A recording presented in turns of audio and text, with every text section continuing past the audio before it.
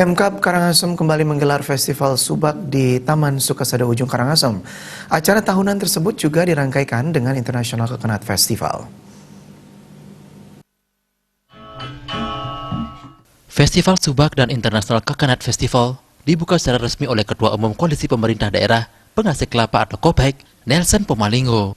Dalam kesempatan tersebut, pria yang menyambat Bupati Gorontalo itu didampingi Bupati Karangasem, Gusti Ayu Mas Sumatri. Festival Subak tahun 2019 ini bertemakan Kalpa Oreksa, yang bermakna pohon kelapa sebagai simbol kehidupan. Festival ini turut dihadiri oleh sejumlah bupati anggota Koalisi Pemerintah Daerah Penghasil Kelapa, Menteri Perindustrian dan Perdagangan Negara Tanzania, HKTI, perwakilan Kementerian Pertanian dan undangan lainnya. Dalam festival pertanian ini, masyarakat bisa melihat berbagai demplot komoditas tanaman sayur, tanaman hias, berbagai jenis dan varietas kelapa dari berbagai daerah di tanah air. Selain itu digelar temu bisnis, temu kemitraan usaha, seminar internasional, demo alat pertanian, pameran expo, gathering pariwisata dan pertanian. Ajang tahunan tersebut diramaikan pula dengan parade budaya, field trip, lomba gebogan dengan berbagai buah lokal, lomba lalakut, lomba foto, lomba asah terampil antar subak, lomba penyuluh pertanian, dan pameran bonsai kelapa. Bupati Karangasem Gusti Ayu Mas Sumatri dalam kesempatan tersebut memaparkan potensi pertanian Kabupaten Karangasem cukup besar di lahan pertanian dengan lahan mencapai 84.000 hektar yang terbagi di 8 kecamatan, 78 desa,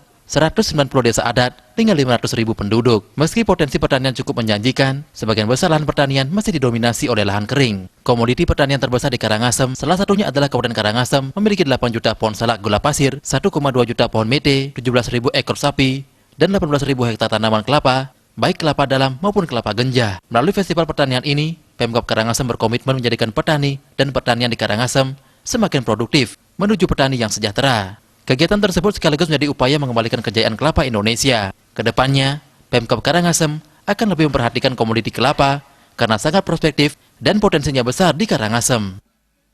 Potensi kelapa yang ada di Kabupaten Karangasem hingga 18.000 hektar, belum ada yang urus bagus, dan kita berharap seluruh masyarakat dan seluruh pejabat dari tingkat provinsi, pusat, saya mohon untuk memperhatikan Kabupaten Karangasem. Karena Kabupaten Karangasem merupakan hulunya Bali yang tentu tanah suci umat Hindu ada di Kabupaten Karangasem, dan upacara-upacara besar ada di Karangasem itu banyak sekali.